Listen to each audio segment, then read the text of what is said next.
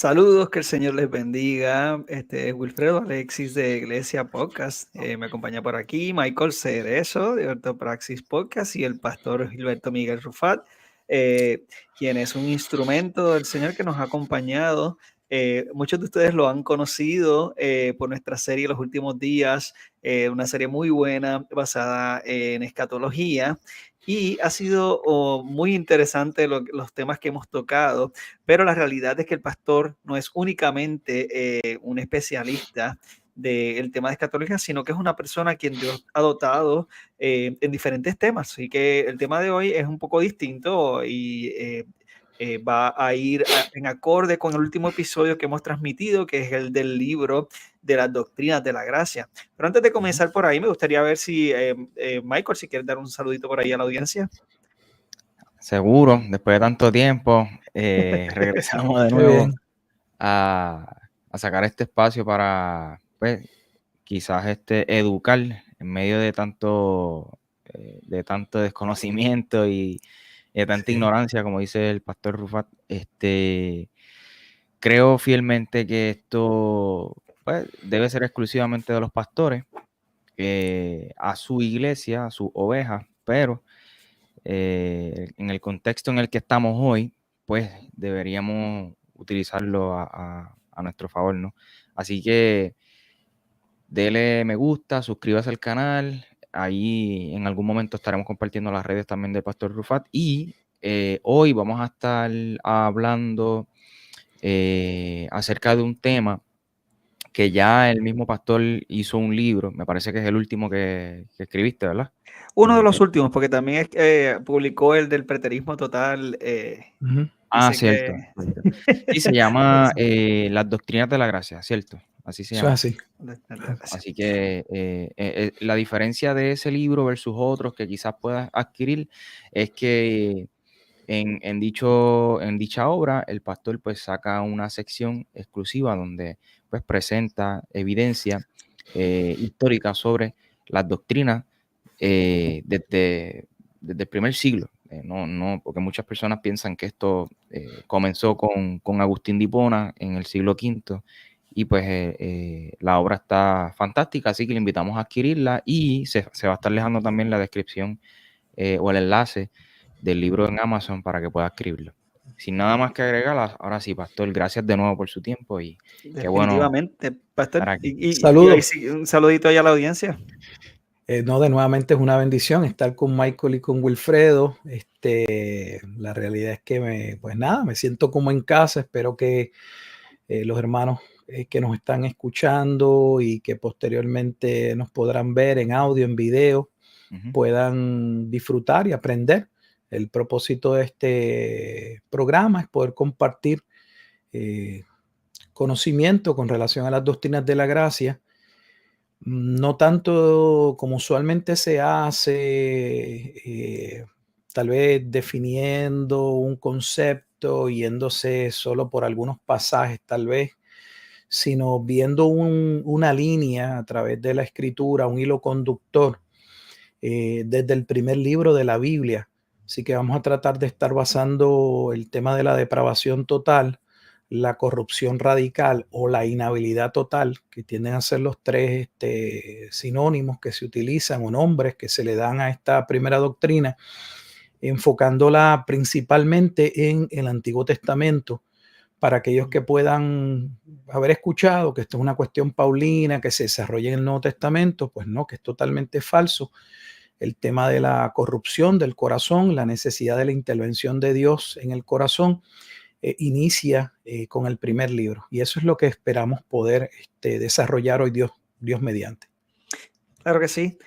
Así que como el pastor estaba comentando, vamos a estar discutiendo precisamente esa doctrina que usualmente se reconoce como la doctrina de la depravación total. Vamos a estar viendo, pues porque la realidad es que aún en los ámbitos reformados y en la iglesia en general hay mucha controversia al respecto y acerca de lo que la Biblia enseña al respecto. Sin embargo, ¿verdad? Me gustaría dejar claro que, como estaba mencionando Michael, esta obra que el pastor escribió, que vamos a estar compartiendo el enlace en la descripción, es un libro muy bueno porque pues resume estas doctrinas de manera bíblica y, ¿verdad? Como dice Michael, ¿verdad? Lo que ofrece también me parece que es muy fácil de entender, está explicado de una manera muy sencilla, muy clara, muy directa. Así que pues si quiere tener algún tipo de conocimiento de manera global de las doctrinas, definitivamente lo recomiendo. Pastor, también quería pues dejar saber a la audiencia, como les estaba comentando, me gustaría, ¿verdad?, que se tomen el tiempo de ver el episodio anterior. El episodio anterior tuvimos una entrevista acerca del libro, de este tema. Esto para dejarles saber que, ¿verdad? Vuelvo y repito, yo recuerdo, ¿verdad? Al pastor Rufat yo lo conozco de muchísimos años.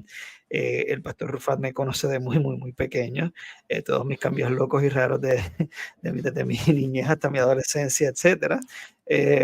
Pero esto para dejar saber, ¿no?, que una de las cosas que he podido admirar del pastor, ¿verdad?, es su valor de presentar las diferentes doctrinas tal y como se encuentran en la Escritura, no, o evitando la influencia externa de otras personas. Pues claro, ¿verdad? Uno a veces pues, puede recurrir a otros comentaristas o algo así, y luego de que uno pues estudia la Escritura, pero la realidad es que la base fundamental es la Escritura y eh, es lo que realmente a mí me ha bendecido mucho del pastor. Lo digo, ¿verdad? Vuelvo y repito, porque hemos compartido tantos videos al respecto de la escatología, pero no, el pastor es un hombre muy capacitado, así que el doctor Gilberto Miguel Rufat nos va a estar hablando de este. Vamos a hacer como un pequeño panorama o recorrido a través del Antiguo Testamento y vamos a estar viendo esta doctrina de la gracia, que es la depravación total o, ¿verdad?, la maldad del hombre en ese sentido. Pastor, sin más Súper. preámbulos, definitivamente. Bueno, pues vamos a hacer algo. Si ustedes tienen Biblias o tienen algo para anotar, yo le invito a que usted busque una libreta, un lápiz o algo con lo que usted pueda tomar notas. Si tiene una Biblia, si no, posteriormente, pues vamos a estar citando ciertos pasajes de la Escritura y le pedimos, por favor, que usted se tome el tiempo luego de leerlos. De nuevo, no vamos a hablar de la depravación total, de la corrupción radical o de la inhabilidad total, amparándonos en citar teólogo o en tal libro lo dice. No, vamos a ver, la Escritura lo enseña, creo que es la parte más importante. Vamos a comenzar entonces en el libro de Génesis. ¿Y qué dice la Biblia con relación a ese hombre que Dios creó? Solo voy a mencionar algunos puntos que yo creo que no son puntos de controversia, sino puntos de consenso, para entonces luego partir y poder ver qué fue lo que sucedió con ese hombre en el momento en que pecó. Lo primero que tenemos en Génesis capítulo 1, versículo 31, es el hecho de que Dios creó todo y que todo lo que Dios creó fue bueno. Obviamente, eso que Dios creó, parte de lo que la creación que se describe ahí en ese capítulo es el hombre. Así que el hombre fue creado bueno. O como Eclesiastés capítulo 7, versículo 29, le llama, dice que Dios creó un hombre recto, recto. Fue el hombre, ¿verdad?, el que se pervierte. Así que Dios creó un hombre bueno. Lo segundo que debemos destacar es que ese hombre que fue creado bueno, en Génesis también capítulo 1, versículos 26 y 27, se habla de que ese hombre fue creado imagen y semejanza de Dios. Esa imagen y semejanza de Dios dentro del contexto en el que se recibe el libro, en el tiempo de Moisés, la imagen de Dios para el pueblo en su contexto era Faraón. O sea, cuando el pueblo sale de Egipto, dentro de sus 400 años de cautiverio en Egipto, solo Faraón era la imagen de Dios. Sin embargo, el pueblo va a recibir una revelación de parte de Dios por medio de Moisés, que le va a dejar saber, no, aquí no hay un hombre por encima de los demás, todos los hombres fueron creados a imagen y semejanza de Dios. Ese hombre que fue creado a imagen y semejanza de Dios tenía el propósito o el deber divino de regir sobre la creación. En el caso nuevamente del contexto, pues sería Faraón quien regía sobre su pueblo. Pero la Escritura dice que Dios le dio tal señorío o dominio a Adán.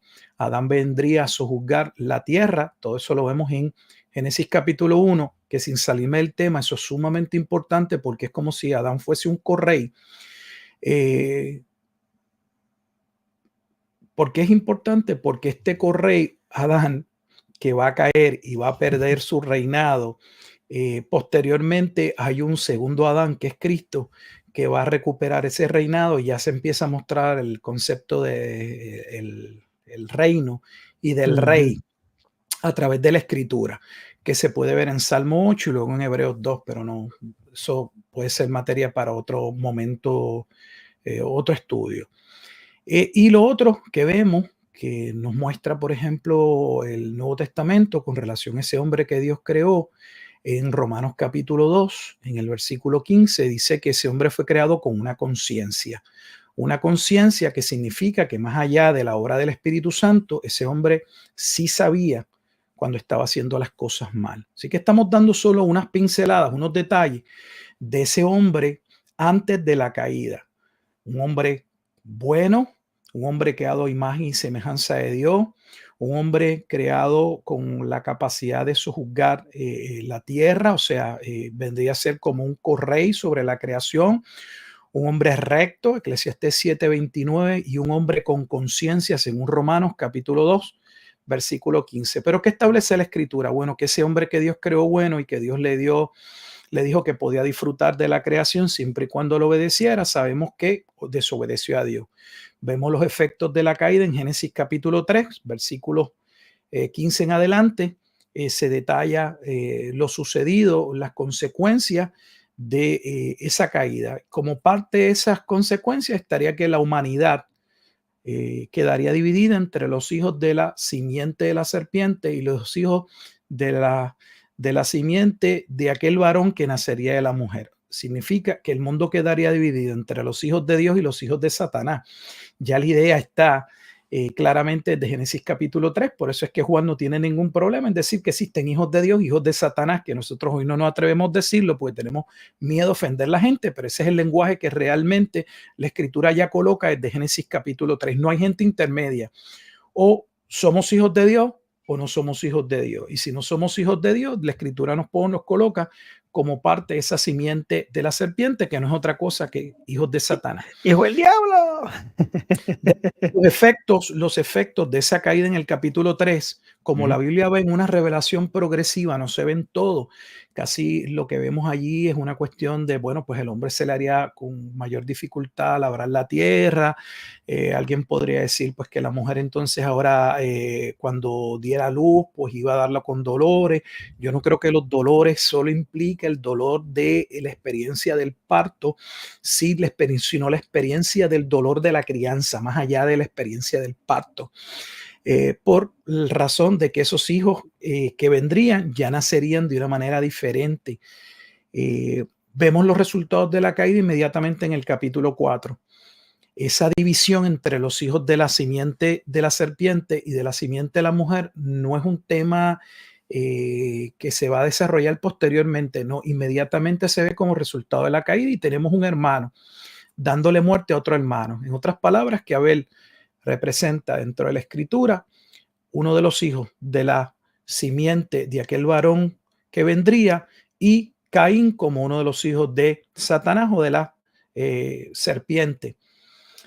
Continuamos en la escritura y tan temprano como el capítulo que continúa, el capítulo 4, en el capítulo 5 encontramos uno de los pasajes más claros sobre dónde principalmente afectó el pecado al hombre. Y el versículo, capítulo 5 de Génesis, me gustaría leerlo porque creo que es sumamente relevante. Disculpen. Capítulo 6, debo decir, no 5, capítulo 6, versículo 5, 6:5. Dice, y vio Jehová que la maldad de los hombres era mucha en la tierra, estoy leyendo, y que todo designio de los pensamientos del corazón de ellos era de continuo solamente el mal. Estoy leyendo la versión Reina Valera del 60, dice que ahora todo designio, mientras establecimos que el hombre era bueno, era un hombre recto, era un hombre con conciencia, ahora dice que todo designio, todo pensamiento del corazón de ellos era de continuo solamente el mal. No solamente está establecido ahí, sino que ya en el capítulo 8 tenemos otro pasaje donde podemos ver ese estado del corazón. En el versículo 1, Génesis capítulo 8, versículo 21, donde dice: y percibió Jehová olor grato, y dijo Jehová en su corazón: no volveré más a maldecir la tierra por causa del hombre, porque el intento del corazón del hombre es malo desde su juventud. Miren lo que estamos viendo del capítulo 5 al capítulo 8. ¿Qué sucede? Que comienza la Biblia a expandir o a mostrar dónde está el problema y por lo tanto dónde debe ocurrir el milagro para que haya salvación en el corazón, en lo que la Biblia llama el corazón del hombre. Génesis es parte de esa primera división del Antiguo Testamento que los judíos le llaman la Torá, que forma parte del Antiguo Testamento del Tanakh. Si nos movemos a esos libros de la ley, yéndonos al último libro, al libro de Deuteronomio, en el libro de Deuteronomio vamos a ver exactamente que el patrón continúa. Vamos del primer libro de Moisés al último libro. En el capítulo 5 del libro de Deuteronomio, no es una carta, es un libro. En ese capítulo 5, allí tenemos ya inmediatamente en parte, versículo 29, donde la escritura dice lo siguiente. Deuteronomio, capítulo 5, versículo 29 dice: ¿quién diera que tuviesen tal corazón, que temiesen y guardasen todos los días todos mis mandamientos, para que a ellos y a sus hijos les fuese bien para siempre? Fíjese que dice: ¿quién diera que tuviesen tal corazón, que me temiesen y guardasen todos los días todos mis mandamientos? ¿Por qué? Porque Dios le está dando al pueblo que va a entrar a la tierra prometida este grupo de personas de 20 años para abajo, que son los que van a entrar, ya que el resto que no creyó que quedaría juzgado a perecer en el desierto. Y Dios les recuerda a esta generación que si iban a entrar y poseer la tierra, no lo podrían hacer sin obedecer a Dios. Pero Dios mismo reconoce que aunque le está dando su palabra, el corazón de ellos no temía a Dios y no iban a guardar su palabra. Seguimos ahí en ese mismo libro de Deuteronomio y luego en el capítulo, bueno, vamos a adelantar un poco, podríamos ir al capítulo 10, pero me voy a mover en Deuteronomio al capítulo 29. Vamos al capítulo 29. No sé si ustedes me pueden ayudar. Yo puedo ir leyéndolo por ahí, pastor. Sí, sería en el capítulo, así me ayuda, en el capítulo 29, creo que el versículo 4. Sí, el 29:4 dice: pero hasta hoy Jehová no os ha dado corazón para entender, ni ojos para ver, ni oídos para oír. Vuelvo a repetir: pero hasta hoy Jehová no os ha dado corazón para entender, ni ojos para ver, ni oídos para oír. Fíjese nuevamente que el estado del corazón es tal. Estamos en Deuteronomio y vamos a ver que esto se va a ampliar cuando lleguemos a los profetas. El estado del corazón es tal que en su estado caído, que no le permite al ojo, al hombre, aunque tiene ojos, poder entender, poder percibir, puede verlo, la grandeza de Dios. Y el cuadro claro es el pueblo que sale de Egipto. Ese pueblo que sale de Egipto todo el tiempo estuvo viendo milagros. Sin embargo, la escritura dice, especialmente en el libro de Hebreos, en la transición de Hebreos capítulo 3 al capítulo 4, que ese pueblo sería juzgado a morir en el desierto porque no creyeron. Y no creyeron a pesar de que vieron maravillas y milagros a través de esos 40 años. Así es que si usted cree que lo que la gente no ha visto son milagros y cuando vean los milagros van a creer, usted no tiene ni idea, no ha leído su Biblia. Y ningún milagro va a llevar a un hombre a obedecer a Dios hasta que ese corazón no sea cambiado o regenerado. Así que algo debe ocurrir en ese corazón. En el capítulo 30, Dios le va a decir al pueblo que él, y lo pone como un evento futuro, él circuncidaría ese corazón. Esto es importante. Dice, sí, antes de leerlo, Michael, esto es importante y escuchen bien por qué. Porque En Génesis, capítulo 17, es el capítulo en el que Dios le da a Abraham. De Abraham a Moisés, Gálatas dice que hay 430 años. Escuchen bien porque estoy yendo a Abraham y contrastarlo con lo que vamos a leer en Deuteronomio. Abraham es salvo en el capítulo 15, versículo 6. La escritura dice que Abraham le creyó a Dios y le fue contado por justicia. Eso es Génesis capítulo 15, versículo 6. Pero no es hasta Génesis capítulo 17 en el que Dios le dice a Abraham que debe circuncidarse él y su casa. Y se coloca la circuncisión como señal del pacto. Así que el pueblo ya había recibido esta señal del pacto, la venía practicando físicamente. Pero Dios les está diciendo que aunque físicamente el pueblo estaba circuncidado, el pueblo era incircunciso de corazón. En otras palabras, no eran parte del pueblo de Dios. Yo creo que mucha gente ni lo puede ver. Porque creen y tienen la idea de que todos los descendientes de Abraham por sangre son parte del pueblo de Dios. Y la circuncisión era solo una señal de lo que había ocurrido en el corazón de Abraham en el capítulo 15. Ese es el tema de Romanos capítulo 4, que yo no voy a entrar ahora, pero eso es parte de la temática de Romanos capítulo 4, donde la circuncisión es solo una señal de lo que había ocurrido en el momento en el que Abraham recibió la justificación. Por lo tanto, aunque este pueblo había recibido el mandamiento de la circuncisión y la llevaban a cabo físicamente, Dios comienza a decirles que el problema de ellos no estaba en la circuncisión de la carne y que de hecho esa circuncisión no los hacía parte del pacto, porque para poder ser hijos de Dios necesitaban tener un corazón circunciso. Ahora vamos con ese contexto. Leemos entonces Deuteronomio 30, versículo 6. Y circuncidará Jehová tu Dios tu corazón y el corazón de tu descendencia para que ames a Jehová tu Dios con todo tu corazón y con toda tu alma a fin de que vivas. De hecho, este es el pasaje de Deuteronomio capítulo 30 que se usa posteriormente en el capítulo 10 de Romanos cuando se habla porque cerca de ti está la palabra en tu boca y en tu corazón. El pasaje que Pablo tiene en mente es Deuteronomio. En otras palabras, nadie puede llegar a confesar a Cristo sin la circuncisión.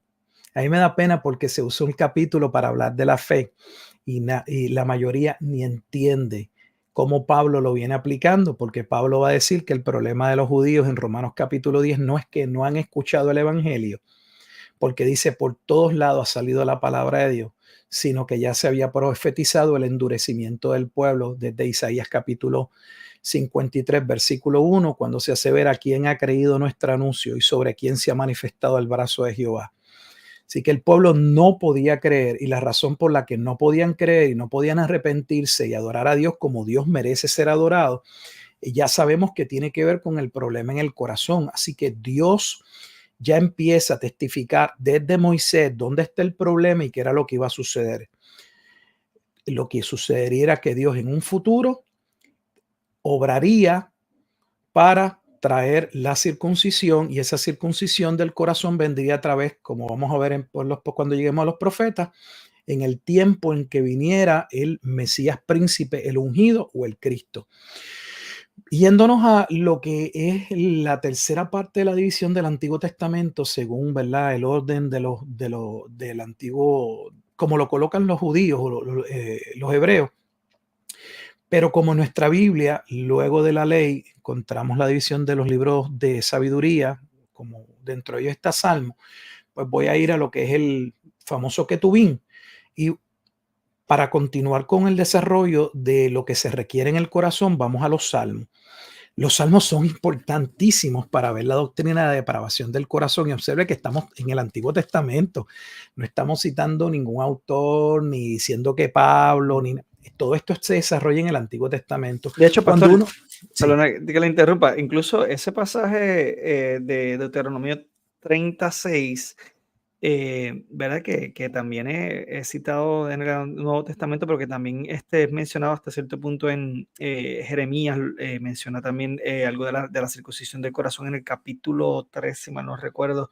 Eh, me parece curioso que he escuchado a muchas personas que mencionan que este concepto es paulino, que Pablo es el que trae un significado distinto a la circuncisión en otros aspectos. Y quiero solamente hacer la salvedad porque es bien importante que nosotros conozcamos el Antiguo Testamento. Cuando uno lee el libro de los Hechos, que uno ve cómo la iglesia se comienza a esparcir, los discípulos utilizaban el Antiguo Testamento, el Nuevo Testamento no estaba escrito.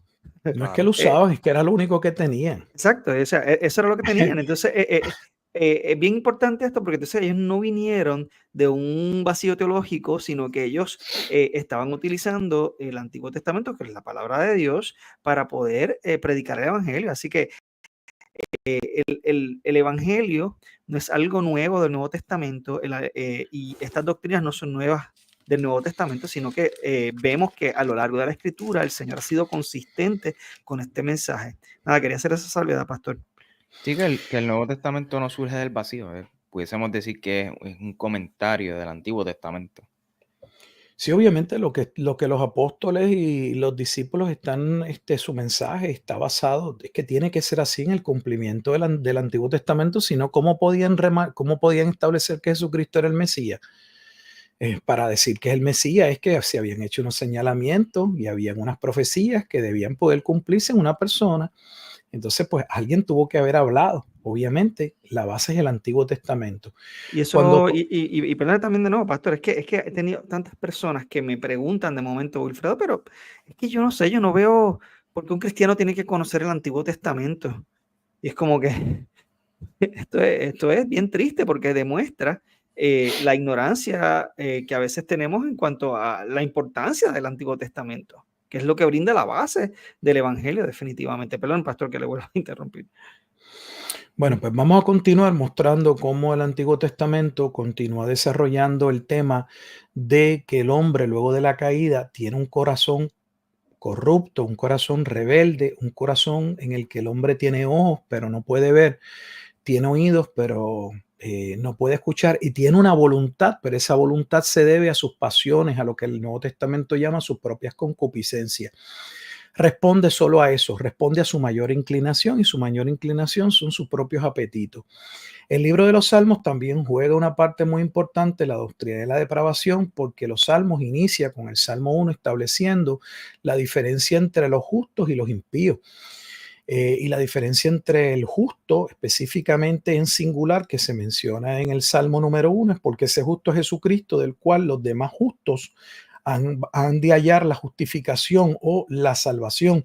Por lo tanto, vamos a ver en los Salmos esa división o esa distinción entre los hijos de la luz y los hijos de las tinieblas.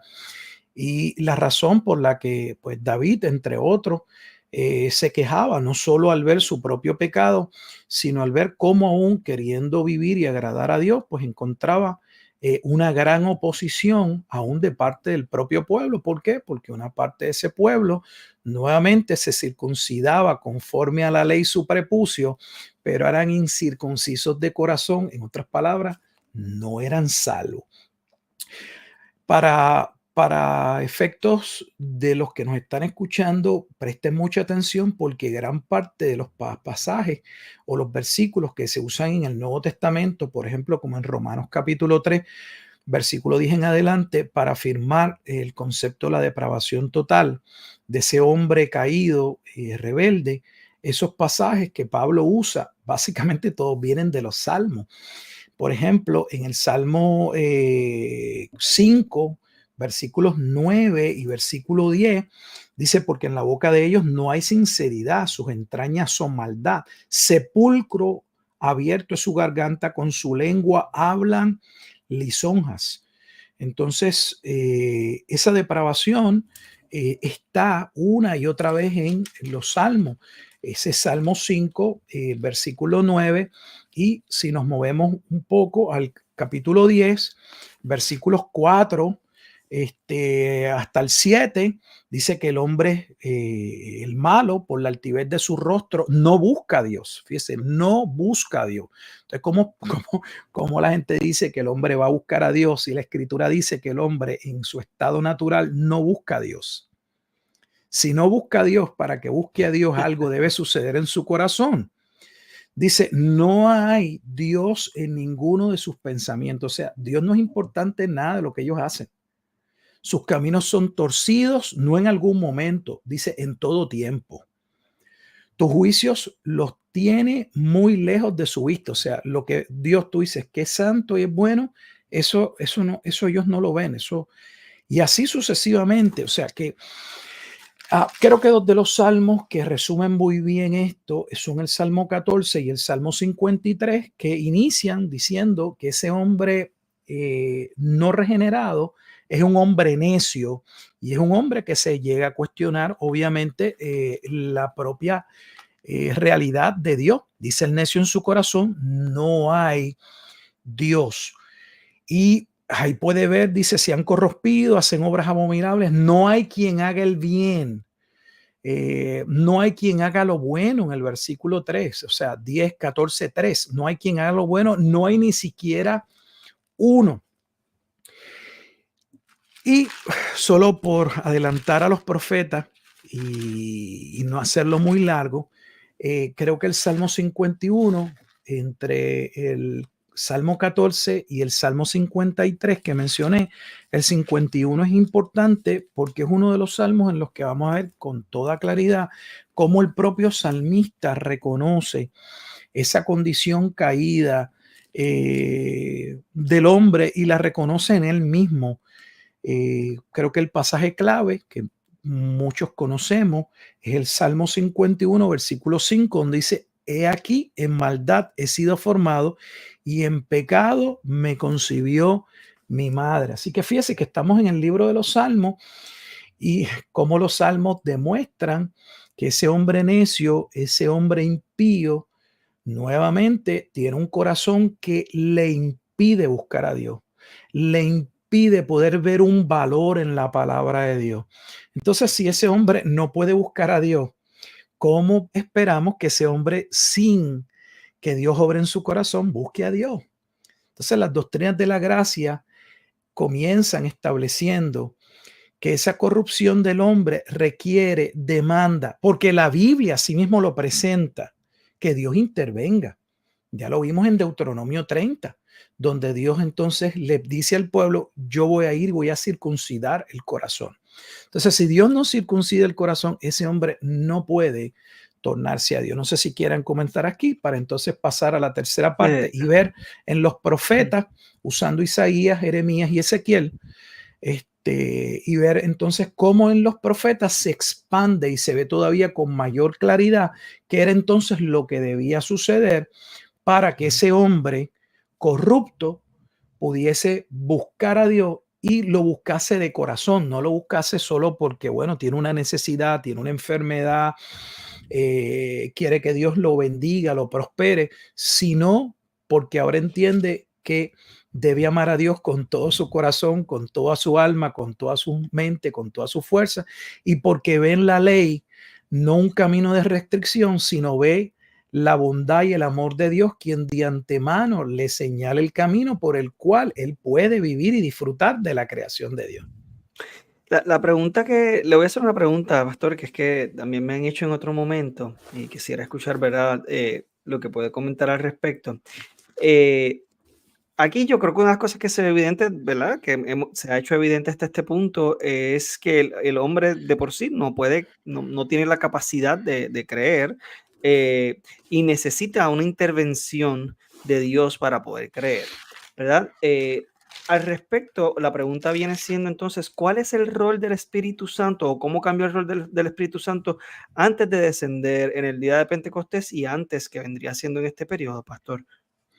Bueno, ya llegaremos cuando lleguemos a los profetas, porque los profetas van, se explica ahora cuando entremos a los profetas. La pregunta va a quedar contestada en los profetas. Me parece bien, pastor.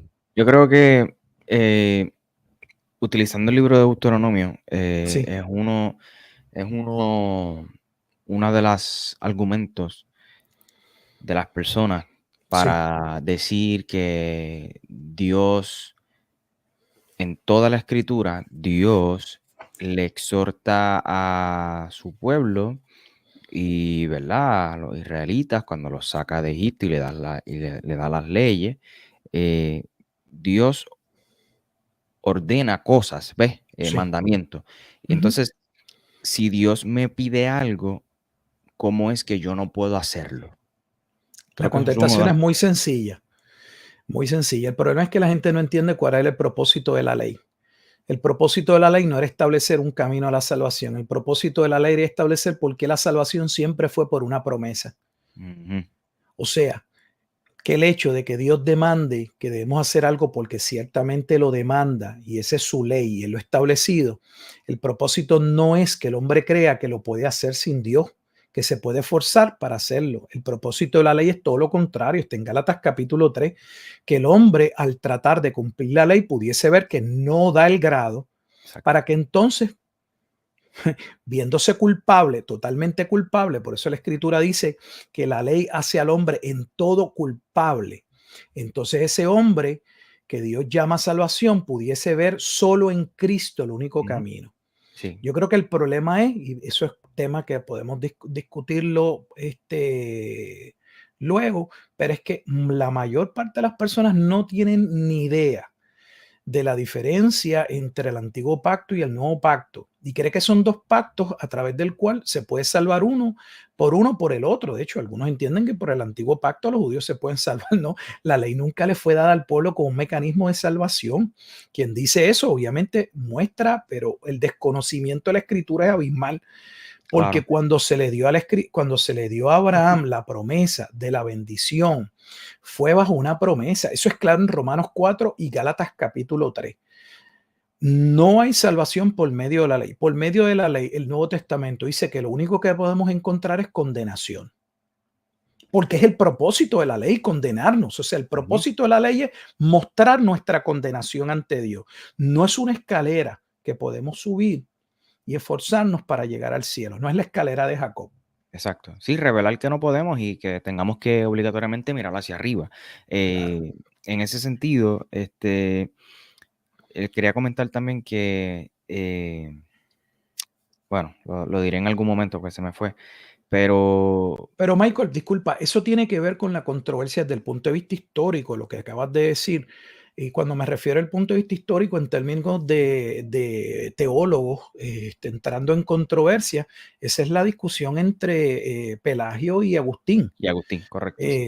Obviamente por las confesiones, eh, las oraciones, donde Agustín le pedía a Dios que la demanda de la ley le diera también a él la capacidad de poder obedecerle. Y Pelagio decía, pero ven acá, Agustín, si Dios te dice que tú hagas algo es porque tú tienes el poder para hacerlo. Y Agustín decía, no, Pelagio, tú estás bien mal.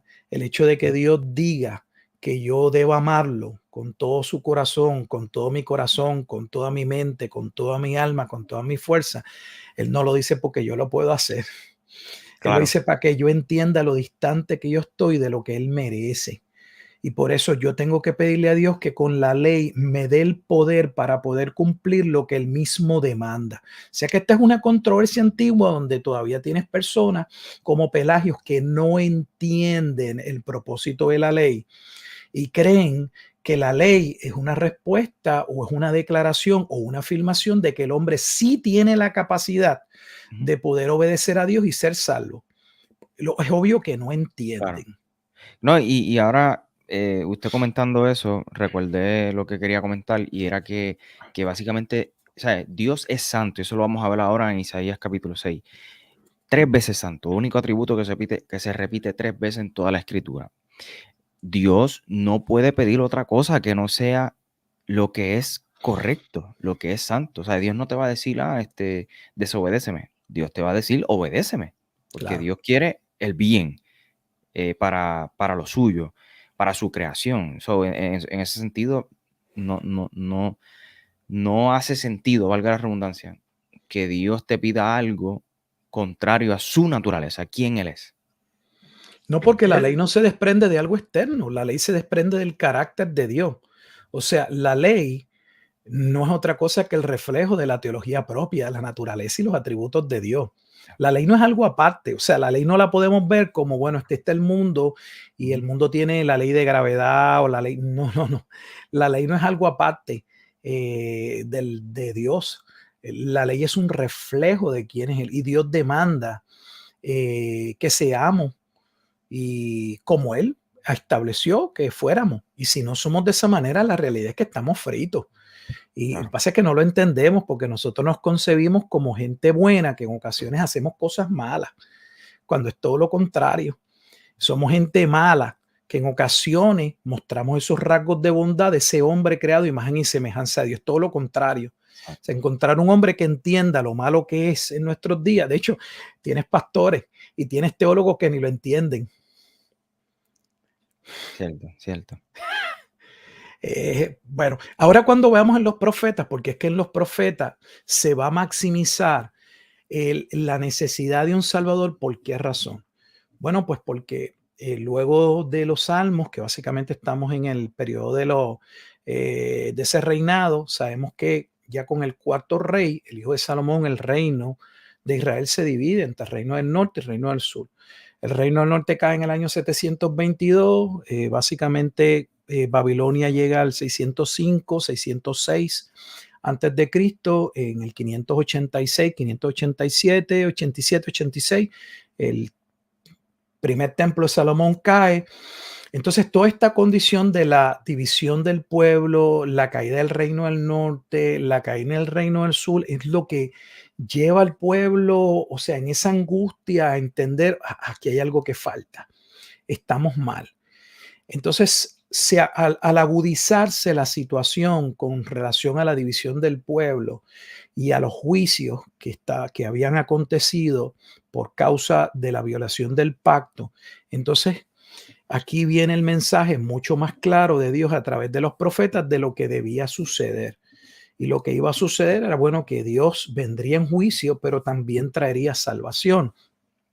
Y voy a mencionar 3 profetas, no voy a entrar en los pasajes, solo los vamos a mencionar, pero es importante que luego usted, pues posteriormente los vea.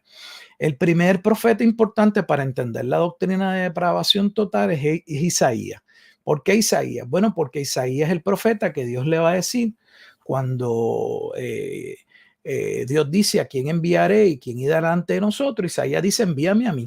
Sin embargo, Isaías, Dios le va a decir que el mensaje que Dios le va a dar, el pueblo no lo va a querer escuchar. Y la razón nuevamente está en el corazón. Le dice, el pueblo tiene un corazón engrosado. Me refiero específicamente a Isaías capítulo 6, versículos 9 al 10. Ese corazón engrosado que necesita ser circuncidado. Ya vimos que Dios dijo que Él lo va a circuncidar desde Deuteronomio. Es descrito como un corazón en el que el hombre tiene ojos, nuevamente, pero no puede ver, tiene oídos, pero no puede entender, no puede escuchar, y tiene una voluntad, pero una voluntad que está cautiva de ese pecado. El hombre es reo del pecado, literalmente. En Isaías capítulo 44 podemos ver nuevamente ese corazón del pueblo, como ya se le había mostrado a Isaías en el capítulo 6, en el versículo 18. Isaías 44, versículo 18. Observen cómo dice, no saben ni entienden, no saben ni entienden. ¿Por qué? Porque cerrados están sus ojos para no ver y su corazón para no entender. O sea, el problema nuevamente está en el corazón. Ese corazón no circuncidado no les permite saber ni entender. Los mantiene en ignorancia y es imposible que con ese corazón lleguen a tener conocimiento. Por lo tanto, algo debe suceder y eso que debe suceder es lo que, pues posteriormente, profetas como Jeremías y Ezequiel van a decir qué significa el momento en el que Dios va a venir a circuncidar el corazón, tal como se estableció en Deuteronomio capítulo 30. Pero vamos a verlo en Jeremías, pero antes de llegar a la parte donde se nos va a decir cuál es la obra de salvación que va a venir de parte de Dios en el tiempo del Mesías, príncipe o el ungido, el Cristo, ya Jesús profetizado. En Jeremías es uno de los libros que yo les podría decir que si alguien quisiera hacer un estudio de la naturaleza caída, posiblemente es el Profeta donde mejor se describe ese estado del corazón del hombre. Voy a iniciar en Jeremías, en el capítulo 5, y no sé si alguno de ustedes quiera leerlo, el versículo 21, van a ver exactamente lo mismo de que se dijo en Isaías capítulo 6 y en Isaías capítulo 44. Ok. Bien. Versículo 21, 5, 21, sí, dice lo siguiente. Oíd ahora esto, pueblo necio y sin corazón, que tiene ojos y no ve, que tiene oídos y no oye. O sea, fíjese que ni tan siquiera, no sé si hasta quien ha visto, Dios no está hablando de los Sí. gentiles. Dios está dirigiendo a su propio pueblo y está diciendo que el propio pueblo de Israel no le conoce. Entonces, si esto es lo que necesita el propio pueblo de Israel, imagínense los gentiles. No, no es que los gentiles necesiten más, necesitan lo mismo. Es que el pueblo de Israel, aunque había recibido la palabra de Dios, eso no significa que por recibir la palabra de Dios eran parte del pueblo de Dios. Ese pueblo del antiguo pacto recibe la palabra de Dios, pero nuestro problema es que suponemos que todos ellos son el pueblo de Dios porque Dios los sacó de Egipto. Pero es que Dios los sacó de Egipto y la Escritura dice que no eran creyentes los que Dios saca de Egipto. ¿De dónde nosotros concluimos que porque Dios los sacó de Egipto eran creyentes? Porque Hebreos capítulo 3 al 4 dice que no eran creyentes y que de hecho fueron condenados a morir en el desierto como ejemplo para nosotros de que sin fe es imposible agradar a Dios, como se establece en Hebreos. Es imposible ser salvo sin fe, pero esa fe no puede provenir de un corazón incircunciso. Algo debe surgir en ese corazón para que haya salvación. En Jeremías capítulo 6, en el versículo 10, no sé si alguno de los dos puede leerlo. Aquí tenemos otra referencia de la dureza del corazón. Sí. Jeremías capítulo 6, verso 10. Pongo por aquí. Dice: ¿a quién hablaré y amonestaré para que oigan? He aquí que sus oídos son incircuncisos, no pueden escuchar. He aquí que la palabra de Jehová le es cosa vergonzosa, no la aman. Yo no sabía que se había hecho no sé, un sticker de mi persona, que de hecho quedó bien gracioso y me gustó. Dice, ¿qué es lo que no se entiende? O sea, ¿qué es lo que no se entiende? Porque él lo dice, ahí está diciendo que una persona incircuncisa no entiende, no puede entender. Por lo tanto, aquellos con todo respeto que se pasan diciendo que la regeneración no precede a la fe, pues no han leído la escritura. Ustedes demuestran una ignorancia brutal de las sagradas escrituras, porque ustedes están diciendo, están contradiciendo la escritura. Ustedes están diciendo que el hombre incircunciso puede creer. El hecho de que Dios los llame a creer en ellos, de nuevo, no significa que pueden creer. Esa es la demanda de Dios. Dios es rey y demanda que los hombres le crean y le obedezcan. ¿Eso significa que los hombres le pueden obedecer y pueden creer en él? No, eso no es lo que significa. Porque el propósito de la ley, nuevamente, no era un camino de salvación, sino era el propósito de la ley era llevarlos al camino de la salvación, y ese camino es una persona, ese camino es Cristo. Es el único medio por el cual esos hombres incircuncisos que serían salvos, serían salvos. Entonces, nuevamente, yo creo que uno de los pasajes claves de Jeremías está en el capítulo 13, versículo 23. Comienza con una pregunta. Alguien que lo pueda leer. Sí, lo puedo leer. ¿Mudará el etíope su piel y el leopardo sus manchas? Así también, ¿podréis vosotros hacer bien estando habituados a hacer mal? O sea, mira la comparación primero que dice, que con la que inicia. Dice, el hombre que es de tez negra, ¿puede cambiarse la piel? No, ni Michael Jackson lo pudo. Entonces, porque esa es su naturaleza. Si usted nació negro, usted es negro. Usted nació raza amarilla o blanco, como usted se quiera llamar, ese es su tono de piel. Esa es su pigmentación. Así Dios lo creó, Dios lo formó. Entonces ese hombre, y luego menciona el leopardo. ¿Puede el leopardo quitarse sus manchas? Bueno, si se las quita, no es leopardo. Entonces, una vez se establece, se contesta esa pregunta retórica, que la contestación es no. O sea, ese hombre etíope no puede cambiarse el color de piel como el leopardo, no se puede sacar las manchas. Luego que se entiende eso, se entiende lo segundo. Dice, así también podréis vosotros hacer el bien estando atestados, habituados a hacer el mal. O sea, si su condición es hacer el mal, ¿pueden hacer el bien? No. La contestación es la misma, ¿no? Su naturaleza tiene que ser cambiada y transformada, y de eso se trata.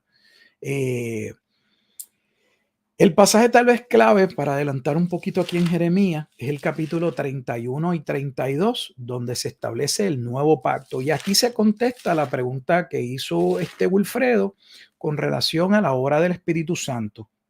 Vamos primero a leerlo y entonces hablamos algo de ese aspecto del Espíritu Santo obrando en la salvación o en ese aspecto de la regeneración, de la circuncisión también del corazón. Jeremías capítulo 31, versículos 33 al versículo 34. Sí, tengo por aquí. Pero este es el pacto que haré con la casa de Israel después de aquellos días, dice Jehová. Daré mi ley en su mente y la escribiré en su corazón. Y yo seré a ellos por Dios y ellos me serán por pueblo. Luego dice, y no enseñará más ninguno a su prójimo, ni ninguno a su hermano, diciendo, conoce a Jehová, porque todos me conocerán, desde el más pequeño de ellos hasta el más grande, dice Jehová, porque perdonaré la maldad de ellos y no me acordaré más de su pecado. Fíjense, son los pasajes claves de la doctrina del nuevo pacto, donde se establece que Dios vendría a salvar un remanente de Israel, y esos que van a ser salvos porque Dios va a intervenir ¿en dónde?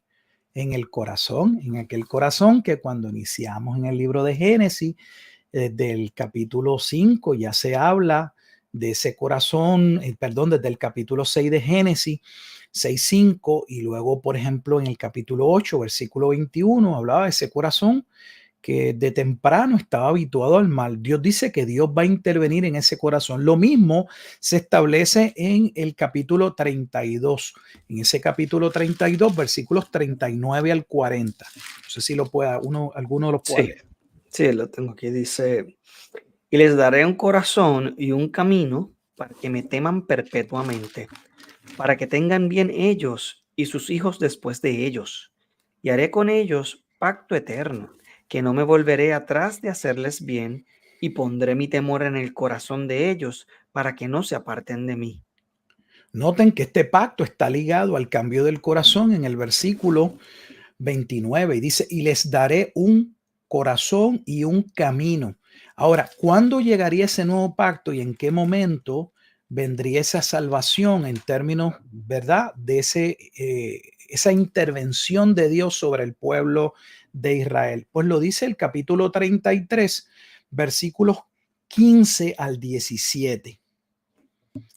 Ahí mismo Jeremías, capítulo 33, versículos 15 al 17. ¿Cuándo sucedería? Ok, dice por aquí, versículo 15 al 17. En aquellos días y en aquel tiempo haré brotar a David un renuevo de justicia, y hará juicio y justicia en la tierra. En aquellos días Judá será salvo y Jerusalén habitará segura, y se le llamará Jehová, justicia nuestra. Porque así ha dicho Jehová, no faltará a David varón que se siente sobre el trono de la casa de Israel. Entonces, ¿cuándo ocurriría la doctrina del nuevo pacto? Cuando viniese aquel rey prometido a David. ¿Quién es ese rey prometido a David? Así inicia el Nuevo Testamento, Mateo 1:1. Jesucristo es el cumplimiento a la genealogía del hijo de David. Mateo 1:1. O sea, Jesucristo, por eso él viene a salvar a su pueblo, viene a establecer el nuevo pacto. Por eso antes de morir, mientras está cenando, afirma que él viene a cumplir el nuevo pacto. ¿Y qué viene a cumplir? Jeremías 31, el versículo clave de la Santa Cena es Jeremías 31. Yo soy aquel que doy mi vida para salvarlos. Ahora, ¿dónde vemos la operación del Espíritu Santo? Vamos a ver exactamente la doctrina del nuevo pacto para terminar mi parte y escuchar las preguntas o conversamos sobre lo mismo. Y vamos a verlo en el libro del profeta Ezequiel, y dentro de Ezequiel vamos al capítulo 36, es el capítulo clave. En Ezequiel también podemos hablar de la doctrina de la depravación y ver ese corazón, pero yo creo que todo lo que hemos ya visto para mí está más que claro.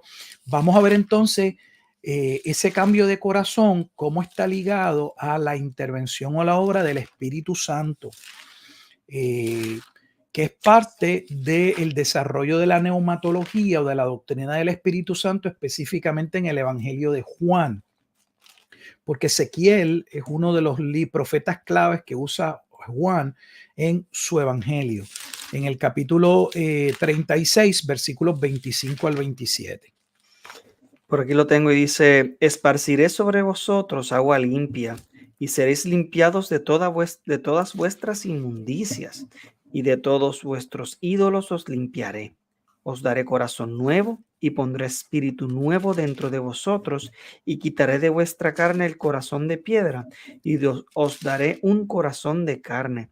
Y pondré dentro de vosotros mi espíritu y haré que andéis en mis estatutos y guardéis mis preceptos y los pongáis por obra. Cuando inicia la lectura en Ezequiel capítulo 36, en el versículo 25, esparciré sobre vosotros agua limpia. Este es el pasaje de base de la conversación de Jesús con Nicodemo, donde en Juan capítulo 3, Jesús le va a decir a Nicodemo en el versículo 5, de cierto te digo que el que no naciere de agua y del Espíritu no puede entrar en el reino de Dios, porque se está hablando de la doctrina del nuevo pacto o los hijos que llegarían a ser parte del reino y llegarían a ser parte del reino por intervención de Dios y por la obra del Espíritu Santo, regenerando esos corazones. Entonces no podemos entender la doctrina del nuevo pacto, entender la salvación sin entender que todo esto fue profetizado. ¿Y dónde está el problema? El problema está en el corazón del hombre. ¿En el corazón del hombre por una falla de Dios? No, porque comenzamos el programa estableciendo que Dios creó, según Génesis capítulo 1, versículo 31, un hombre bueno, que según Eclesiastés capítulo 7, versículo 29 era recto, y un hombre con conciencia, según Romanos capítulo 2, versículo 15, creado a imagen y semejanza de Dios, según Génesis 1, 26 y 27, como un correy o un mayordomo que debía tomar y sujetar la tierra, según se desprende de ese mismo capítulo 1 de Génesis. Entonces, ese hombre con todas esas cualidades llamado Adán cae, y ese pecado, la Biblia dice con toda claridad que ese pecado pasó a todos los hombres. Uno de los pasajes más claros para ver por qué ese corazón está en todos los hombres, ese corazón ya corrupto, depravado, donde el hombre tiene ojos para ver, pero no ve, ojos para escuchar, pero no puede escuchar, tiene una voluntad, porque la doctrina reformada no niega que el hombre tiene una voluntad, pero una voluntad que no es libre. Esa voluntad está inclinada al mal, esa voluntad persigue sus propios deseos, pasiones, apetitos, sus concupiscencias. Es esclavo de esa voluntad.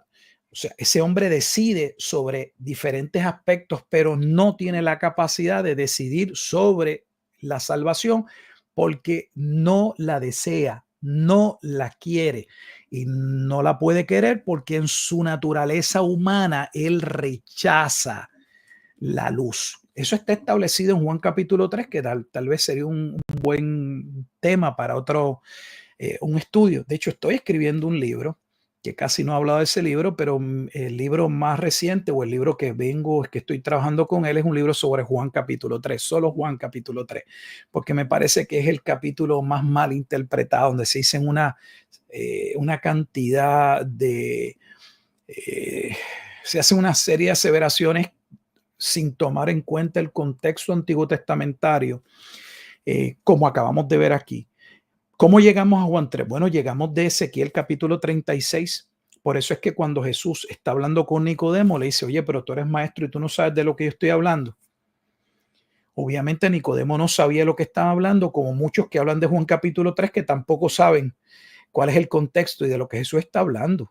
Jesús está hablando del momento donde Dios vendría a intervenir en el corazón para que hubiese salvación. Por eso no se puede ser un hijo del reino. Por eso Nicodemo, aunque decía que conocía o pretendía conocer algo de Jesús, Jesús le dice, ni tú ni los que tú dices contigo que tienen algún conocimiento de mi persona no me conocen, porque para poderme conocer, para poder entender quién yo soy, necesitarían primero haber nacido de nuevo. Y Nicodemo no había nacido de nuevo. Y si no había nacido de nuevo, no podía entender. Y si no puede entender, ¿cómo puede creer? Eso no es lo que dice 1 Corintios capítulo 2, versículo 14, que el hombre en su estado natural o incircunciso no entiende las cosas que son del Espíritu. Entonces, si no las entiende, ¿cómo las va a creer? O sea, necesitamos que nuestra fe sea una fe que no entre en inconsistencia, una fe que sea inteligente. No podemos decir una cosa y luego contradiciéndonos diciendo otra cosa.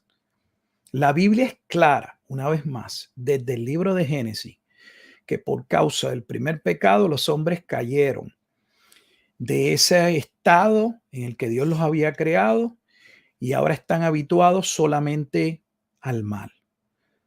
El hombre requiere no de esfuerzo para obedecer a Dios y ser salvo, que sería el camino de la ley, porque la ley no le fue dada al hombre para ser salvo por medio de ella, sino para descubrir en el intento y en el ejercicio de obedecer a Dios que él no tiene el corazón, ni la actitud, ni el deseo de seguir a Dios y que sus mandamientos le son gravosos. Y para que aquellos que en la gracia de Dios vendrían a ser salvos, esa ley, como establece Gálatas capítulo 3, fuese el ayo, el esclavo que dirigiese a los hijos de Dios a Cristo. Y usted que lo mencionó, uno de los pasajes que más claro presenta definitivamente la obra del Espíritu Santo, ¿verdad? La pregunta que le había traído es porque la he escuchado tantas veces y quería, ¿verdad?, que usted la aclarara también. Es ese mismo 1 Corintios capítulo 2, creo que presenta muy bien que es necesaria la obra del Espíritu Santo para poder entender las cosas que son del Espíritu, las cosas que son el Evangelio en general. Y me parece que esto es cuando vamos viendo que hemos visto, punto, a lo largo de prácticamente todo el Antiguo Testamento, cómo es consistente la condición del ser humano luego de la caída y cómo es importante y necesario que haya una intervención de parte de Dios para que el hombre pueda responder, primero para que pueda entender y luego responder al llamado de Dios. O sea que es algo que no surge de nosotros naturalmente, y por eso Lutero le llamaba pues la esclavitud de la voluntad, definitivamente. Claro. Pablo lo dice claro en Gálatas capítulo 2, versículo 21, dice, si pues, a través de la ley pudiera hacer la justicia, pues bien, pero si fuese así, entonces, ¿para qué murió Cristo? Yo creo que la gente ni entiende que la propia muerte de Jesucristo implica que el hombre no tiene la posibilidad de salvarse, que requiere de la intervención de Dios. Es que está en la Escritura. Lo que no nos permite ver las Escrituras es, número uno, lo hemos dicho, el que no se puede entender las Escrituras sin la obra de Dios. Pero también sucede que hay personas que aunque hayan nacido de nuevo, sus ideas preconcebidas, sus suposiciones, lo que le enseñaron, o no sé, el querer defender su doctrina. Mire, el cristianismo hoy está tan fragmentado que la gente dice creer cosas cuando ni tan siquiera se han tomado la oportunidad de leer la Escritura. Si ustedes miran lo que estamos haciendo hoy, aunque fue un ejercicio sumamente pequeño y corto, es una demostración no de brincando de pasajes en pasaje, ni de cita de libro, sino permitiendo que la propia Escritura demuestre, nos diga cuál es la condición del hombre y qué es lo que el hombre requiere. ¿Qué es lo que no se entiende? De verdad, ¿qué es lo que no se entiende? Porque la Escritura claramente afirma que el hombre necesita la circuncisión del corazón. De hecho, ni tan siquiera la estaba en el Antiguo Testamento apuntando a los gentiles, directamente al pueblo de Israel. O sea, Dios le está diciendo, ustedes están perdidos. Ustedes no lo entienden, ustedes han tomado la ley y creen que por medio de la ley ustedes son salvos, ustedes no son mi pueblo con ese corazón, ustedes necesitan una intervención del corazón. Entonces, si esa es la condición en la que se encuentra el pueblo de Israel, ¿cómo luego usted puede decirle a un gentil que él tiene la capacidad por sí solo de él circuncidar su corazón y que él puede decidir por sí mismo la salvación sin entrar en contradicción con la Escritura? Y eso que no hemos visto, que nos tomaría un programa ver cómo se interpreta Isaías capítulo 6, que es magistral en el Nuevo Testamento, porque es obvio y claro que todos los pasajes en el que se cita el profeta Isaías en el capítulo 6, todos claramente destacan que si Dios no obra en el corazón, no hay salvación. Punto. No se trata si usted le gusta, si usted... Es que eso es lo que enseña la Escritura y yo no puedo entender qué generación de cristianos son las que tenemos hoy, que la Escritura dice lo que dice, pero dice, no lo dice. Porque si usted puede probar que alguno de los versículos que mencionamos lo estamos jalando por los pelos, estamos estirando el bubble gum, la goma de mascar, para que cuadre, para que se ajuste a lo que, pues yo lo puedo entender, pero no, son pasajes que hablan claro y que hay una secuencia lógica donde profeta por profeta establece que a menos que surja en el corazón, ese hombre no puede ver, no puede entender y no quiere responder. Que dicho sea de paso, es exactamente lo que dice Juan capítulo 3. Pero como esa no es la parte del capítulo que le prestamos atención, porque lo dice el capítulo 3. Dice, porque todo aquel que hace lo malo aborrece la luz. Esa es la condición del hombre caído. Y no viene a la luz. ¿Cómo usted le dice a la gente que pueden venir a la luz? Aquí dice que no viene a la luz. Y dice, ¿por qué no quiere venir a la luz? Para que sus obras no sean reprendidas. Entonces, si va a venir a la luz, algo debe ocurrir. Jesús lo dijo, debe nacer de nuevo. Entonces, el nuevo nacimiento es algo que se inventaron los reformadores o las doctrinas de la gracia, que debe surgir antes. De hecho, aprovecho para aclarar a los disparateros que hay en las redes sociales, que se pasan diciendo que los que proclamamos las doctrinas de la gracia nos hemos inventado una salvación donde las personas sin arrepentimiento y sin fe son salvas, y que eso ustedes le llaman la regeneración. Permítame corregirlos, amados hermanos.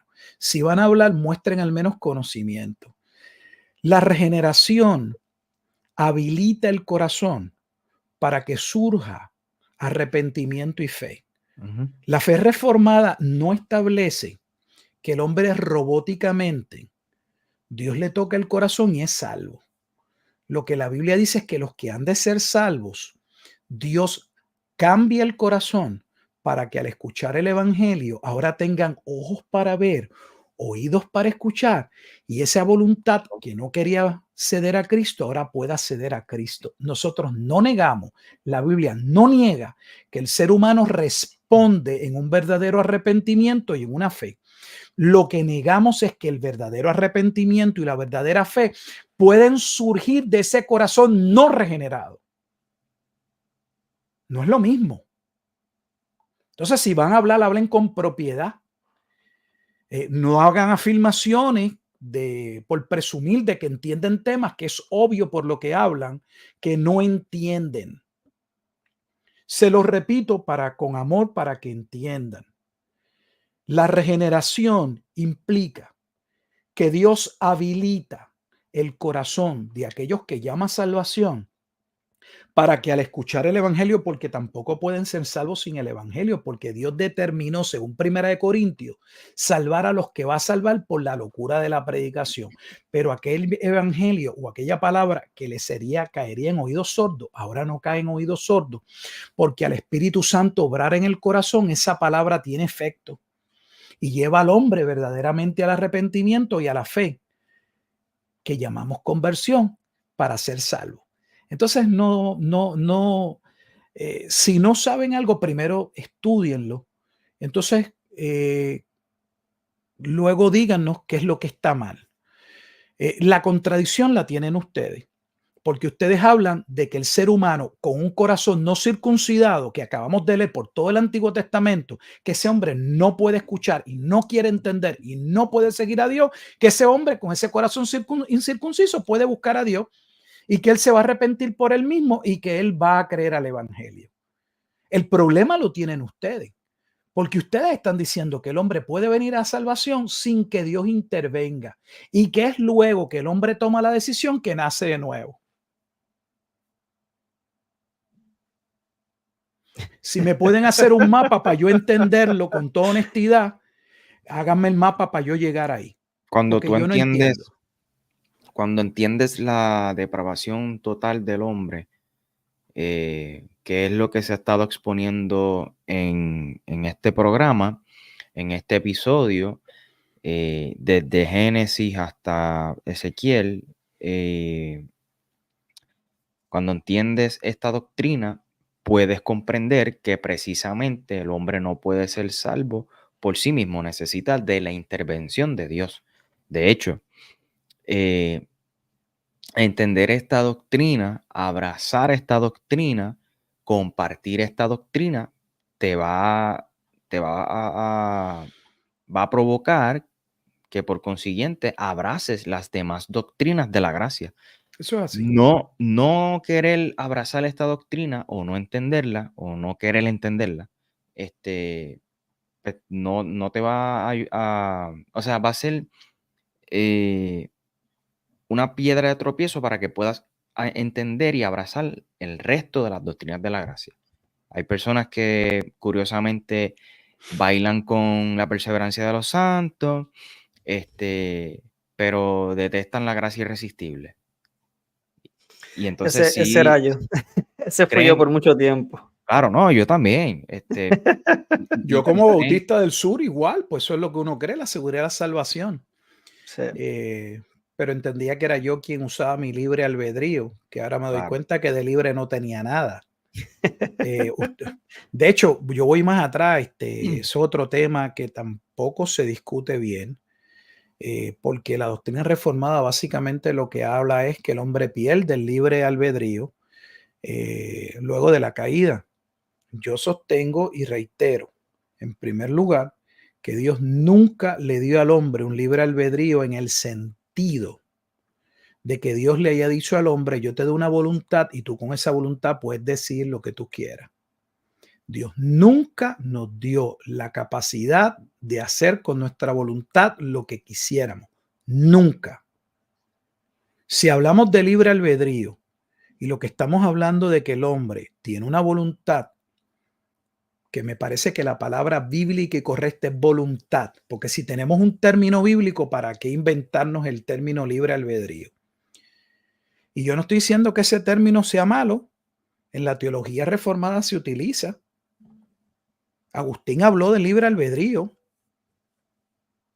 pero no como los proponentes fuera del círculo reformado lo hablan, Claro. solo para establecer que ese hombre, o sea, se usaba para establecer que el mal principalmente no era el producto de Dios, sino que el hombre era quien determinaba o escogió hacer el mal. En ese sentido, pues yo prefiero usar voluntad, porque Dios nunca nos dijo, mira, que yo los creé, yo les di una voluntad y con esa voluntad ustedes tienen el derecho de decidir, porque eso es lo que la gente dice. Yo tengo derecho a decidir con mi vida lo que yo quiera. Ese derecho nunca Dios nos los dio. Si libre albedrío es la capacidad que tiene el ser humano de decidir por sí mismo lo que él quiera, nunca Dios nos dio eso. No es que lo perdimos, es que eso nunca lo tuvimos. Bueno, Nunca lo tuvimos. mis hermanos, yo tengo que decirles que yo he escuchado personas decir que Dios juró, no habiendo encontrado nada por quien jurar, que Dios juró por sí mismo no tocar el libre albedrío. Válgame Dios, eso es un disparate. Imagínate, eso es pervertir Hebreos 6 que se da con otro propósito. Válgame Dios. Es que no entienden, de verdad. Yo se lo digo con mucho respeto, muchos de los que están en las redes sociales, yo les recuerdo y se lo digo directamente, porque yo hablo bien directo. Si me verán, que de toda palabra ociosa que hablen los hombres, Dios darán cuenta. Usted se puede parar detrás de una cámara a presumir de sabiotondo. En primer lugar, le digo que tenga mucho cuidado de estar presumiendo y de estar adoctrinando personas que no son sus ovejas. Podemos usar estos medios, compartir la palabra de Dios, aclarar el concepto y todo esto, pero mucho cuidado.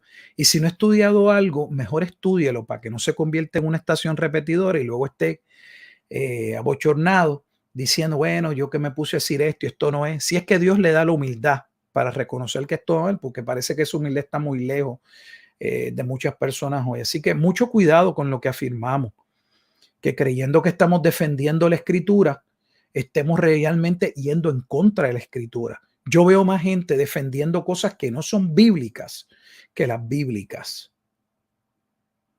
El buen corazón y el buen deseo, les recuerdo, amado hermano, no hace de la mentira una verdad. Exacto. El verdadero albedrío, libre albedrío realmente es de Dios. Él es el único que tiene verdaderamente un libre albedrío. De todas maneras, básicamente me pongo a pensar y ver, ¿verdad? Lo que ha traído, pastor. Y es básicamente algo muy parecido a lo que hizo Pablo en Romanos capítulo 3. Él hizo un popurrí de versos del Antiguo Testamento y yo creo que fue muy claro en demostrar la incapacidad que tenemos de buscar a Dios y la incapacidad de creer y nuestra corrupción total en el corazón. O sea que verdaderamente eh, eh, uno de los aspectos que yo participé de esto por muchos años, como hemos mencionado, es el tratar de buscarle las 5 patas al gato, cuando realmente estos pasajes son muy claros, son muy evidentes y muy directos al respecto de que no podemos entender el Evangelio sin el Espíritu Santo. No, fíjate que Imposible. no tuvimos que ir ni a hebreo, ni a arameo, ni nada, no, porque el pasaje dice lo que dice. Así. Es muy claro, muy Están claro. ahí, son sencillos, no hay que ir a un instituto ni pasar por un seminario, es abrir la Biblia y Sí. ya.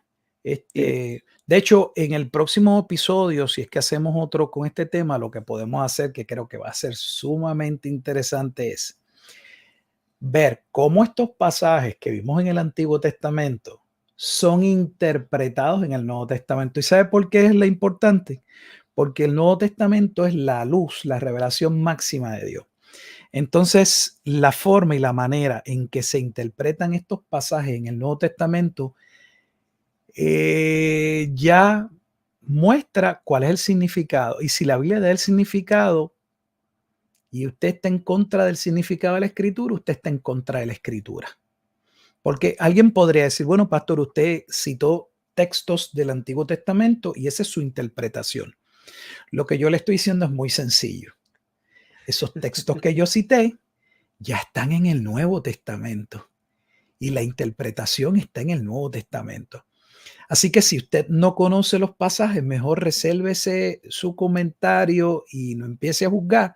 Dedíquese a buscar dónde está la interpretación o espere al otro episodio para eso que es vea así. que lo que hemos dicho corresponde a lo que el Nuevo Testamento afirma con toda claridad. Súper, No súper. se lo pierdan, mis hermanos. Definitivamente el próximo episodio vamos a estar conectando estos pasajes con la revelación culminada en el Nuevo Testamento, que es una revelación progresiva, pero la realidad es que yo no sé, para mí es tan claro, ¿verdad? Pero pues volvemos a lo mismo, ¿no? Lamentablemente, pastor, las personas le buscan las 20 patas al gato y pues porque esta palabra, la raíz, significa esto otro y la raíz de lo otro y pues Sí, sí. manipulan los idiomas de una manera en la cual muchos de ellos no saben ni siquiera qué rayos están haciendo, pero nada, esos son otros 20 pesos también, como decimos acá en Puerto Rico, pero anyway. Pastor, muchas gracias, como siempre, definitivamente por Seguro. tomarse este tiempo Gracias, pastor. para compartir y aclarar esta doctrina muy importante, muy lamentablemente he escuchado hermanos que profesan ser también reformados y no entienden completamente tampoco cómo la escritura desde Génesis presenta esta doctrina. Y me parece que volvemos a lo mismo, es muy claro. Hermanos, hace el ejercicio de estudiar estos pasajes, de buscarlos en su contexto, como siempre decimos, sea responsable en el estudio de la palabra, como los bereanos, y revise las escrituras, que nosotros aquí no hemos acudido a ningún comentarista, no hemos acudido a ningún teólogo, hemos recurrido a la palabra inspirada por el Espíritu Santo y es la regla de fe que nosotros utilizamos para poder regir nuestra doctrina. Antes de que se vayan, voy a estar ahora compartiendo las redes sociales. Creo que si comparto el video se sigue escuchando. Verifico por aquí, me escuchan, ¿verdad? Sí, Sí. sí. Ok, súper. Esto cambió un poquito, qué bueno. Bueno, Orthopraxis Podcast, este es mi podcast personal. A mí me consiguen en Instagram como Michael J. Cerezo, en Facebook Orthopraxis Podcast, igualmente en YouTube y Spotify. Al pastor Gilberto Miguel Rufat lo consigues en YouTube. Puedes escribir Pastor Rufat así, corto, y vas a conseguir todo el material de él. Su podcast en Spotify como Abramos la Biblia, y entonces tienes el Instagram Gilberto Rufat y Gilberto Bessi Rufat el Facebook. Iglesia Podcast en Instagram y Facebook. están como Iglesia Podcast y igualmente en el canal de YouTube y Spotify. Así que vayan allá y suscríbase al canal del pastor, que tiene muy buenos estudios sobre este y otros temas. Así que, pastor, de nuevo gracias, Wilfredo. Nos comunicamos para el próximo episodio. ¿Cómo que no? Claro, como sí. Fuego y no pentecostal. Pastor, Ay, un santo. chiste jocoso. Me Sí. dicen que el libro que está escribiendo de Juan capítulo 13 se va a llamar La salvación de todo el mundo. Ese está bueno. Ese está bueno. Ese está bueno. Ay, señor. Bueno, hermano, espero que nos sintonicen para el próximo episodio. Espérenlo porque definitivamente viene calientito también. Así que espero que se hayan gozado, que hayan aprendido algo nuevo. Y humildemente les decimos, hermanos, nosotros hacemos esto para la gloria de Dios, porque todo es para su gloria y únicamente su gloria. Dios les bendiga, hermanos, y gracias por su sintonía. El Señor les bendiga. Bye bye.